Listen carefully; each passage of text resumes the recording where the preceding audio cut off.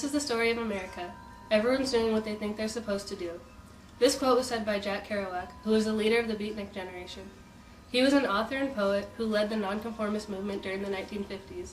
He inspired many with his novel On the Road, in which he voiced his opinion of American society. Throughout America's history, the choices the nation has made were based upon its idea of what is right. In this program, we will be addressing the decisions of which America has made since the modern era. We will be interviewing a number of people with different opinions on this topic, including former presidents and others involved in the issues. I'm here with former President Richard Nixon. Nixon, in the Vietnam War, we entered the South because we felt it was right to assist them in their conflict with the North. The United States had no place to enter Vietnam because it wasn't their conflict to get into and solve. Nixon, in your State of the Union speech, you said, "In 2 wars, first in Korea and now Vietnam, we furnished most of the money, arms, and meant to help, etc." Elaborate why you thought it would be helpful to try and solve the South Vietnam's problem with the North. The South Vietnam government had asked us to assist them in stopping the North from spreading their communist ways among them. We were only doing a good deed in assisting them. We are a world superpower, and it's only natural that they came to us for help. We could not turn them down because we would be giving ourselves a bad name.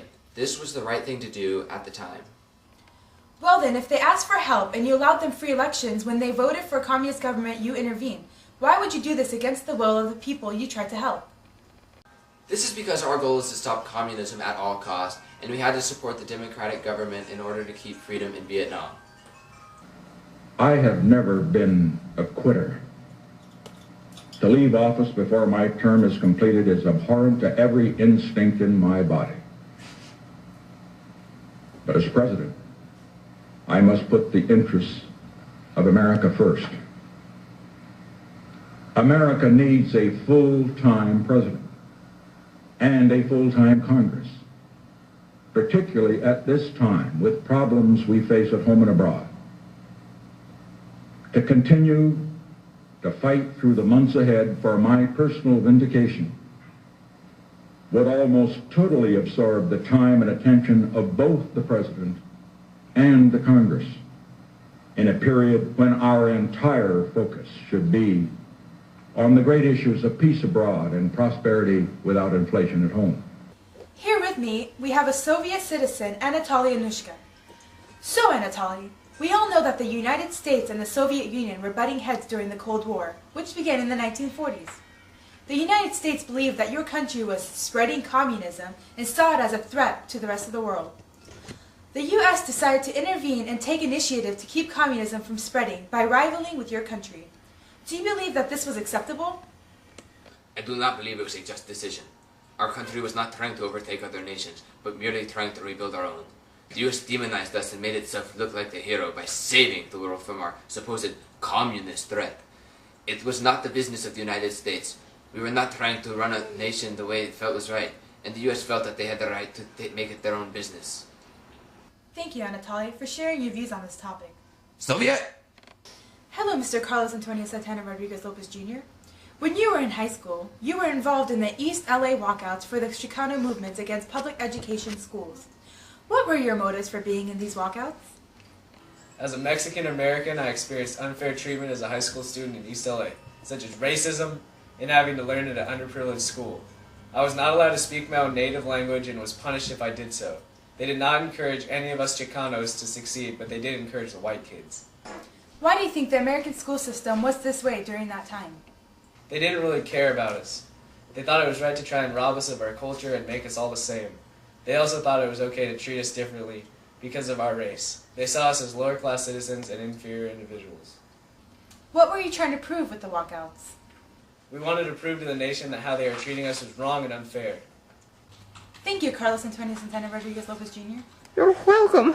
Para robarnos si quieras quejarte con papá gobierno, les pides ayuda y te mandan al infierno, porque tendremos que tirar buen pedo, solo te van a dar a tole con el dedo y en la fila del departamento de quejas toparás con un par de secretarias pendejas, presidente la fila y así te la pelas, pero el bono sexenal nunca se traspapela. So you think you're gonna hit me? I'm here with Maddox Johnson, who was part of the Civil Rights Movement. Mr. Johnson, you were a part of the Civil Rights Movement in the 1960s. During that time, African Americans and other minority groups were fighting for equal rights. How did this affect you? Well, I was unable to vote or sit in the front of the bus and was harassed. I couldn't go to school without being tormented, and I had to live around the lives of free white people while I was deprived. I participated in quite a few civil rights marches and protests, but before we could get our voices heard, the police would gas us or beat us, even the women and children involved. Wow, the actions of America's government during this time were not just in any way, yet they were able to keep minorities suppressed. What do you think about this? It's hard to believe, even though I lived it, saw it through my own eyes, and used my very own voice to protest. It's still hard to believe America knew what was going on. America knew we were being treated unequal and unfair, yet they thought it was right. They brainwashed whites into believing that we didn't deserve equal rights, and that we were still somehow property. Thank you, Mr. Johnson. Is there anything else you'd like to add? I'd just like to agree with Dr. Martin Luther King that America has no right to say that all men are created equal and keep them from having this.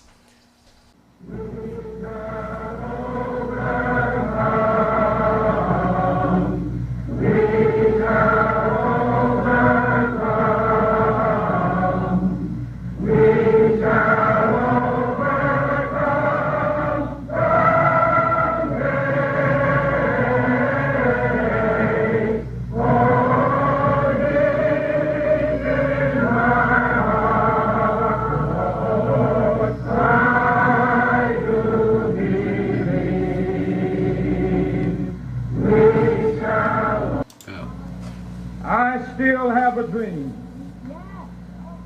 It is a dream deeply rooted in the American dream. I have a dream that one day this nation will rise up and live out the true meaning of its creed. We hold these truths to be self-evident, that all men are created equal.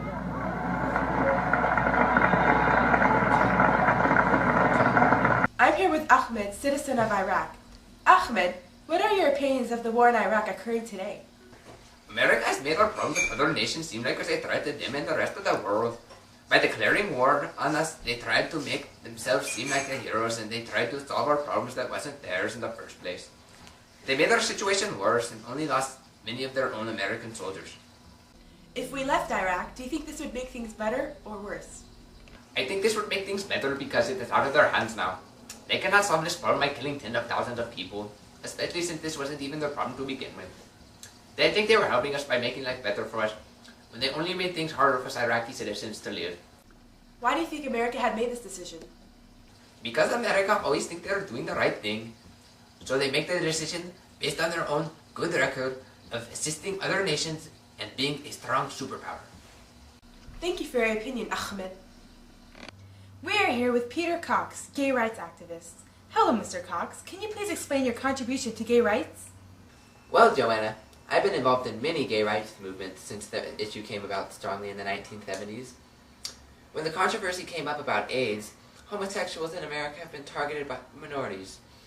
People began treating us less than human, and police felt it was okay to harass us for no other reason than being gay. I got involved to help raise awareness at how unfairly homosexuals have been treated over the years. I see. What are your opinions on gay marriage? I can't believe that a nation that promises equal rights, freedom, liberty, and the pursuit of happiness can be so harsh on people like me, just regular human beings with a different sexual orientation. How can a nation stop two people who are in love from getting married with each other just because they are the same sex? It's wrong, okay? It's wrong. And I think that if America thinks it's right to ban gay marriage, they shouldn't promise things that they can't open up to. Good point, Peter. Now you've heard the sides of regular people who were affected by America's decisions throughout history. It is clearly seen that many normal citizens of America do not agree with these decisions made by the United States government. All of these events in history, including the ones going on today, justify Kerouac's quote. The people who decide what America does always believe that their decision is right, without thinking of the consequences or the people they might be hurting. Hopefully in the future, America will learn from the past and make more well-thought-out decisions.